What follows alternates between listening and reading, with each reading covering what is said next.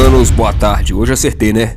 Espartanos, boa tarde. É isso aí, Espartamos junto.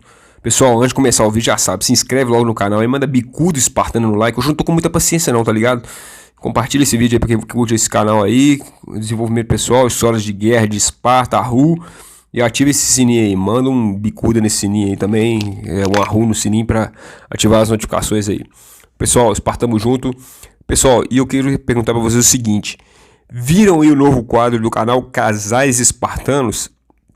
Exatamente, meu canal vai contra o sistema, pessoal. Aqui todo mundo fala mal de casamento, e aqui a gente quer falar o contrário. Aqui a gente fala bem de casamento, a gente fala bem de relacionamento. Viver a dois é muito melhor do que viver sozinho, sim, entendeu? E é isso aí. Viver é isso, pessoal, é correr risco toda hora, tá numa relação, é como se fosse abrir uma empresa com um sócio, o cara pode passar você para trás, pode te demitir, ou você pode demitir ele, ou vocês podem quebrar junto, ou vocês podem simplesmente evoluir. Relacionamento é isso, pessoal, relacionamento é isso. Espero que vocês possam ver esse quadro aí. Eu vou dar preferência primeiro para os casais aí que participaram da entrevista espartana, mas vou chamar você aí que é casal, que gostaria de contar um pouco da sua experiência, né, no relacionamento, das dificuldades, como é que vocês resolvem seus problemas, como é que vocês têm uma comunicação, um diálogo, alguma dica bacana, né?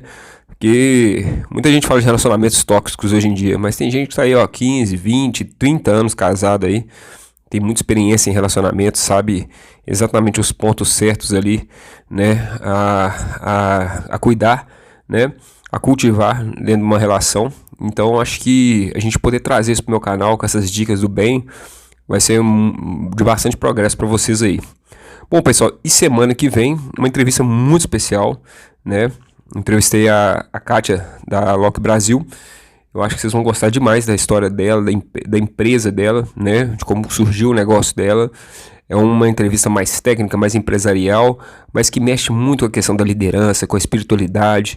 Eu acho que vocês vão gostar demais, vocês vão curtir demais. Foi uma dessas entrevistas que eu gostei bastante aqui, entendeu? No meu canal. Foi muito aprendizado e não é aprendizado de curso, de teoria, de boca para fora, não. É aprendizado prático aqui, uma experiência prática para vocês aqui. Um presente, né? Literalmente a entrevista dela foi um presente para vocês aqui no canal. Bom, continuando aqui o podcast Espartano, pessoal. Hoje a gente vai começar a parte 9 do capítulo aqui de Alexandros, né? Alexandros que estava sofrendo demais no treinamento dele espartano aqui, foi muito pesado aqui, essa questão toda do treinamento dele aqui. E a gente vai continuar com a sequência aqui, né? Primeiro ele desrespeitou o escudo espartano, depois ele tomou porrada, depois ele tomou tenência, né? Enfim, continuando sobre o treinamento dele aqui, né, com Polinix. Um dos garotos morreu naquela noite, seu nome era Hermion. Chamavam-no de Montanha. Aos 14 anos ele era tão forte quanto qualquer outro da sua idade, ou da turma acima da sua. Mas a desidratação combinada com a exaustão acabaram com ele. Ele caiu quase no fim do segundo turno e entrou em um estado de topor convulsivo, que os espartanos chamam de necrofaneia, ou necropaneia, que é chamado, na verdade, traduzindo aqui para vocês, pequena morte, do qual um homem só consegue se recuperar se for deixado só, mas morre se tentar se levantar e fazer esforço.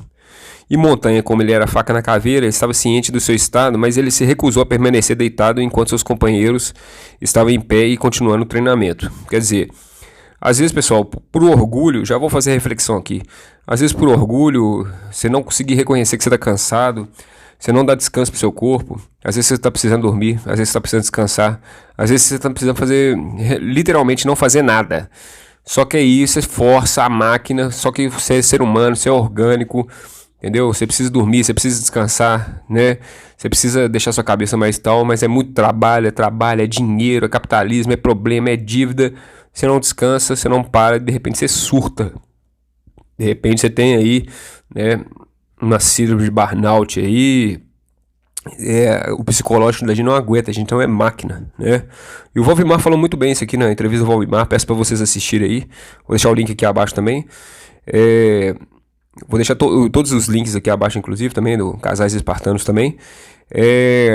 Mas literalmente, a gente às vezes quer trabalhar como máquina, né, quer produzir, quer raciocinar, quer aprender como máquina, só que nosso cérebro tem uma capacidade limitada, somos orgânicos, né? E se a gente não der esse tempo, esse espaço aí cerebral, aí a gente surta, a gente pira, a gente fica maluco mesmo. Então ele aqui por orgulho, por ego e também para, né, não querendo deixar os companheiros aqui, ele vendo os companheiros treinar aqui também e ele ficar para trás, ele não conseguiu.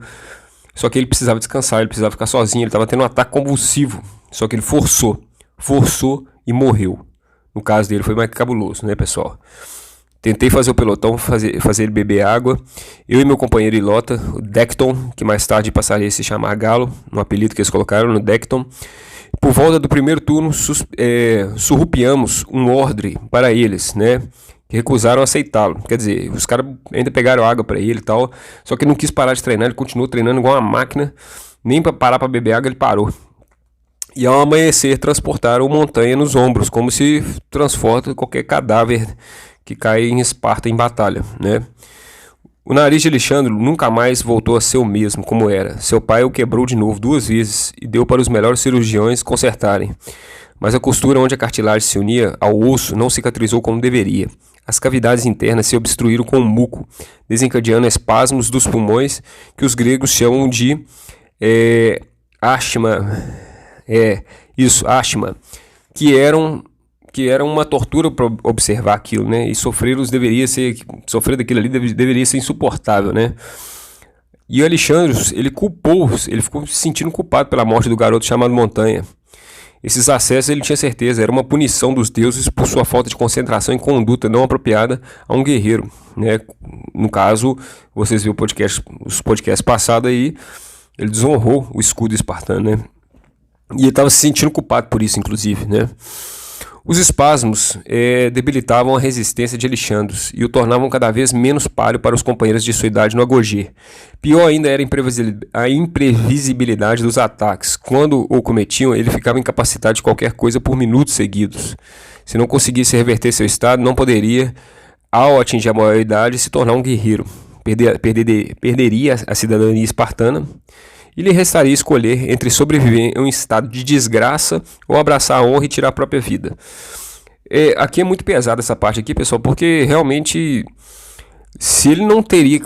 pensa só, você nasceu numa família espartana, numa linhagem espartana, você tem um treinamento espartano, tudo ali para você virar um guerreiro, só que de repente seu corpo não está aguentando, né? O seu nariz ali quebrou, você não consegue respirar mais direito, você não consegue mais treinar direito, quando você toma um golpe você custa recuperar de novo. Então pensa só que vida desgraçada é isso, né? Então o fato de você não conseguir seguir aquela linhagem, de você não conseguir virar um guerreiro, isso é muito triste. Isso acontece demais com as pessoas. Tem pessoas que ficam paralíticas, tem pessoas que sofrem um acidente, perde o braço, perde a voz, né? Então... Mas a gente deve continuar seguindo, pessoal. A gente deve continuar seguindo em frente do jeito que dá. Só que em Esparta era muito pior, porque, querendo ou não, o guerreiro estava incapacitado, é como se ele já não se visse mais para o exército. Porque, como eu já falei várias vezes, o exército de Esparta, ele trabalhava como uma unidade. Se um guerreiro tivesse fraco, o exército todo se enfraquecia. Era um ponto cego dentro da falange, né? Era um buraco ali, era um ponto fraco ali que os inimigos poderiam aproveitar e acabar achando aquele elo de fraqueza para acabar com todo o exército, né?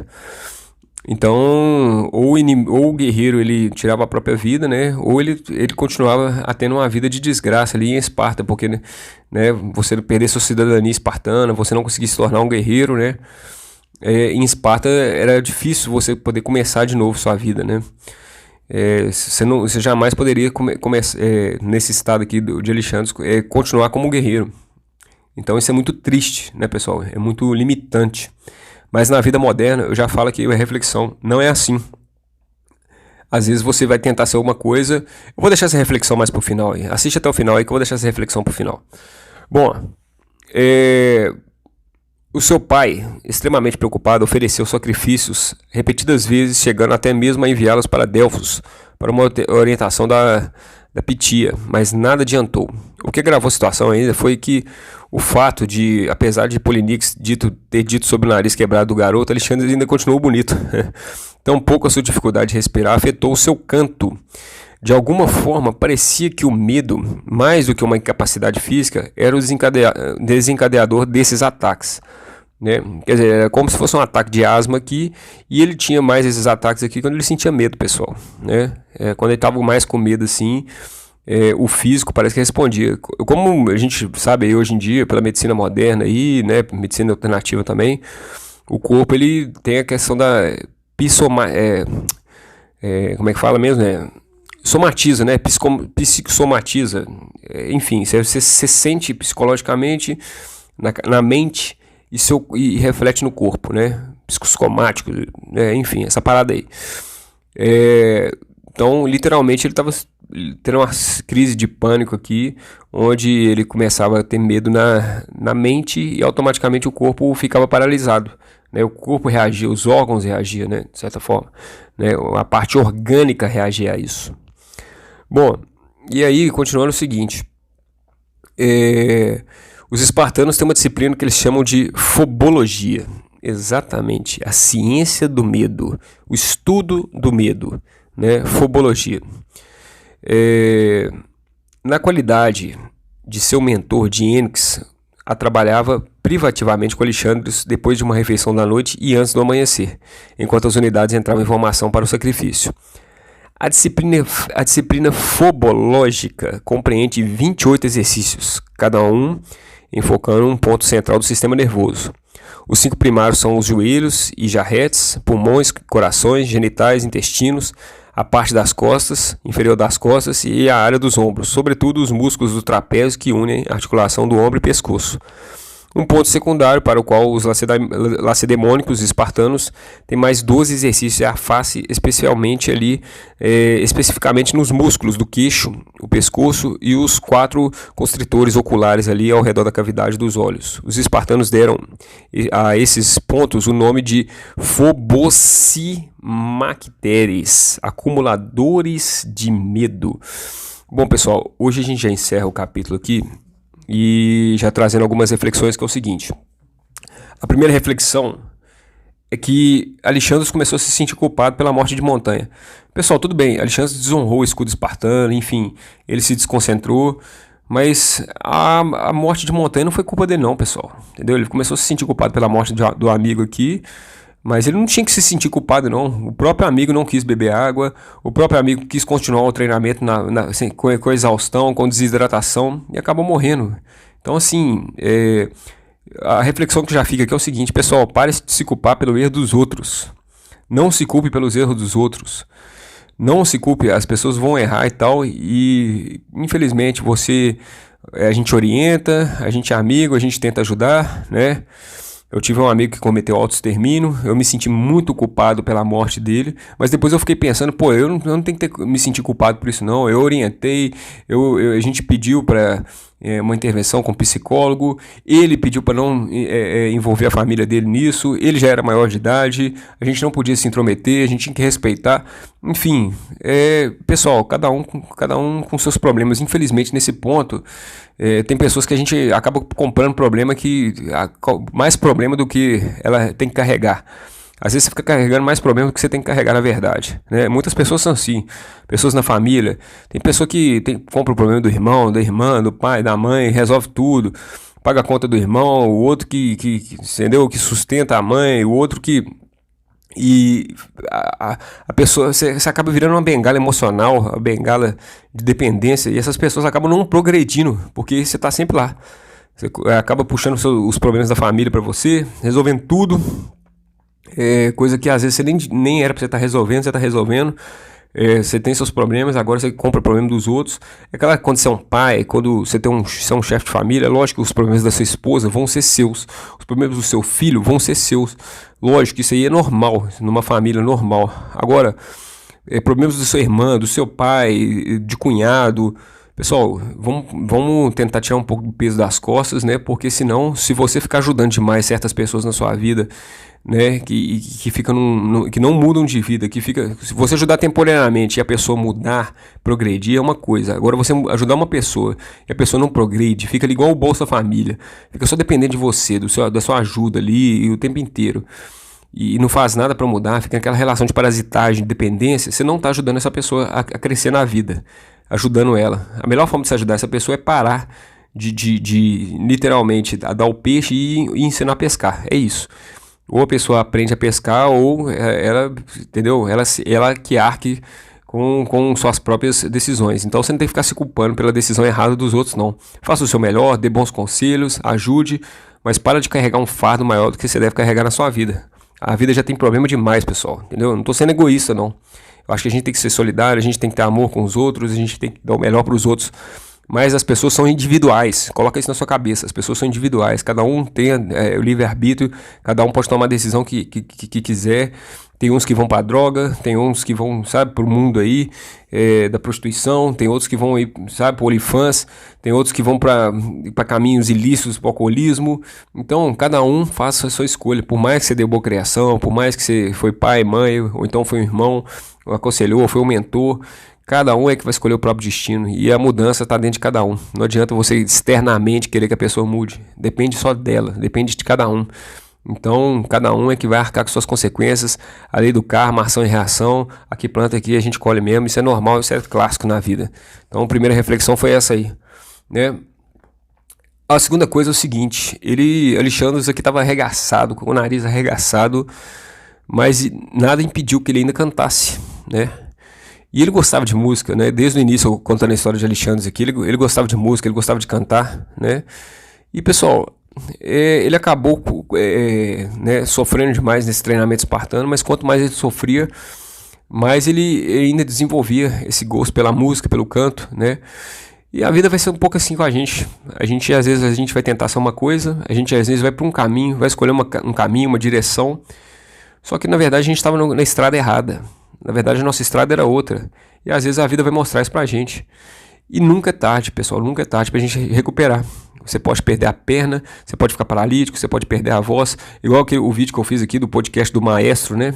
Eu fiz um podcast aqui do Maestro. Vou tentar deixar o link dele aqui, né? Que é esse Maestro aqui do Brasil. Esqueci até o nome dele aqui agora. Mas que, literalmente, ele era pianista. Ele perdeu o movimento das mãos e virou maestro, né? Quer dizer, ele se adaptou. Ele não deixou de lutar, ele não deixou de seguir. Só que ele foi para um outro caminho. Ele estava como pianista, depois ele foi como maestro. Só que agora ele já conseguiu voltar a ser pianista de novo, graças à tecnologia. Mas enfim, a vida é isso, pessoal. A vida, às vezes, você está seguindo um caminho, uma direção. Infelizmente, vai ter um contratempo. Deus não vai querer que você vá naquela direção. Você vai sofrer um acidente, vai acontecer uma coisa ruim. Só que aí é uma oportunidade, é uma janela que está se fechando para abrir uma porta melhor. Às vezes você vai ser demitido do emprego justamente porque está abrindo uma oportunidade agora de você montar seu próprio negócio. E você não está enxergando isso, né? E você vai prosperar muito mais, você vai ser muito mais feliz. Deus quer muito mais para você do que você acha que você tinha naquela empresa ali. Você vai ganhar muito mais trabalhando para você. Então tem pessoas que não conseguem enxergar isso. E os passos de Deus é certo, pessoal. Então eu falo pra vocês, tá na vida cotidiana, tá na batalha, tá na luta, aconteceu algum imprevisto financeiro, de saúde, acidente, enfim, qualquer coisa que vai te paralisar, pega isso, reflete, aprenda, se adapte, entendeu? E ache outra coisa pra fazer, mas não para de seguir em frente. Remolde o caminho, reestruture o seu caminho, né? Às vezes você tá lá como músico, como baterista, às vezes não é como baterista seu caminho, às vezes é como vocalista. Então é isso, você vai se arrumando, você vai se rearranjando ali nesse processo aí, mas não para de seguir em frente. Não fala assim, eu amava tocar bateria, por exemplo, né? Igual o baterista do Def Leppard, o cara é baterista, perdeu o braço, ele toca com um braço só, ele se adaptou. Mas faz de conta que ele perdeu os dois braços, os dois pés, faz de conta que ele não conseguia tocar mais. Dá um jeito, vai cantar, vai fazer outra coisa, entendeu? Vai fazer o que dá pra fazer, pessoal, entendeu? Se adapte, tenta melhorar, tenta se adaptar, é isso. A outra reflexão que fica é isso. As portas para muitas coisas vão fechar, não ache que é o final do mundo, não caia em depressão, não fique de mimimi, entendeu? Reflita com a situação que passou, reflita se você estava na estrada certa, no caminho certo, e reflita se isso aí não é uma oportunidade agora para uma janela muito melhor que se abre, seja profissionalmente, seja num relacionamento, seja com novos amigos, seja numa nova religião, enfim, não importa, né? Isso aí não importa. E pessoal, e aqui para fechar, eu já vou fechar adiantando um pouco do que vai ser aqui os outros podcasts daqui para frente. Os espartanos tinham a fobologia, que é o estudo do medo. Pessoal, o estudo do medo é fundamental, por isso que a capa desse vídeo aí ficou o Batman, porque é o seguinte, uma das coisas que os espartanos faziam muito era justamente pegar os medos mais íntimos dos guerreiros e colocar aquilo ali para fora, e principalmente já colocar uma ação em cima daquele medo, né? Então eu conversei até com um espartano aí semana pra trás aí, e ele falou, pô, cara, eu sinto um pouco de medo de falar em público, eu tenho dificuldade de falar em público, né? E, cara, e agora pegando um conselho aqui de Jerônimo Temel, né? Que é um coach que tem aí, e eu acho muito legal o que ele já falou num vídeo dele muito antigo aí, inclusive, eu nem sei se eu vou achar esse vídeo aqui pra postar ele de link, mas o fato pessoal, a ação supera o medo, a ação supera o medo. Eu tenho medo de falar em público. Começa a falar em público todo dia. Começa a falar com mendigo, com estranho na rua. Começa a falar direto pra você ver. O medo vai embora com a prática. O medo vai embora com a ação. A gente tem medo daquilo que a gente não conhece, daquilo que a gente desconhece. A maior fonte, eu já falei isso em outros podcasts, a nossa maior fonte de medo é daquilo que a gente não tem noção, que a gente não tem controle. A partir do momento que você começa a encarar seu medo ali, igual o Batman fez ali, ele tinha medo de um morcego, ele foi lá pra caverna ficar justamente perto daquilo que ele tinha mais medo, dos morcegos. Então é isso, o que você tem mais medo na sua vida? Vai de frente, vai de encontro, sabe? Vai encontrar com o seu medo lá, vai ficar de cara a cara com o seu medo lá e vai ganhar essa resistência, vai vencer seus próprios medos, porra. Você é guerreiro ou não é? E é isso, entendeu? Com prática, com ação. O medo é vencido com a ação. Ação constante, ação, prática, treinamento. Eu tenho medo de cantar a mulher bonita ali. Eu sou apaixonado com ela, só que eu tenho medo de falar com ela, de conversar com ela. Eu sou muito tímido. Mas se você não praticar, se você não for pra ação, se você não for lá e quebrar sua cara, você vai ficar com esse medo aí. A mulher às vezes até gosta de você e você não vai se declarar pra ela. Enfim, né? Um exemplo bobo aqui, mas... enfim, é prática, pessoal, é prática, tudo é prática na vida, tudo é treinamento, tudo é aprimoração, tudo é desenvolvimento, entendeu? Então é isso, até pessoas mesmo, o amor da sua vida, às vezes o primeiro beijo vai ser horrível. Você encontrou com o amor da sua vida lá, vocês deram o primeiro beijo, o beijo não encaixou muito bem, foi aquele beijo meio esquisito, mas era um amor da sua vida, faltou só prática, faltou treinamento, entendeu? É isso, e isso para tudo na vida, seja numa empresa que você vai trabalhar, entendeu? Seja numa profissão que você vai desenvolver, num talento musical que você vai cultivar. O medo é vencido com a ação, o medo é vencido com a prática. Prática e ação vencem o medo. E isso nós vamos falar demais aqui nesses capítulos aqui mais para frente. É assim que os espartanos encaravam o medo, com prática, com ação, né? Eles não tinham medo de ir para a guerra. Eles não tinham medo dos adversários. Quando eles chegavam no campo de batalha, eles estavam muito calmos e as pessoas se assustavam com tanto que eles estavam psicologicamente calmos. Porque eles não tinham medo, pessoal. Porque a vida deles, o treinamento já era batalha, sangue, morte, o tempo inteiro.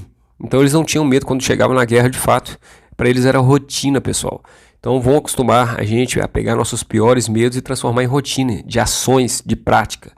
Bom, eu acho que esse conteúdo aí ficou top aí, espero que vocês tenham gostado, e é isso aí, pessoal, espartamos junto aí, espero que vocês tenham gostado da entrevista da Fernanda, do Flávio, que contribuíram justamente com o novo quadro aí, estreando o quadro Casais Espartanos, para quem gosta de relacionamento, e domingo agora, pessoal, a Kátia, com uma entrevista excepcional, que ficou muito boa, ficou muito enriquecedora aqui pro canal, da história de vida dela, da história de vida da empresa dela, né, dos desafios que ela passou, de como ela teve que mudar a mente, como ela teve que mudar a forma de fazer a gestão da empresa dela.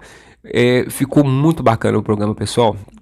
Então eu espero que vocês possam curtir aí, espartamos junto, manda bicudo espartano no like, se inscreva no canal, compartilha esse vídeo aí, ativa o sininho e espartamos junto. Excelente quarta-feira, arru!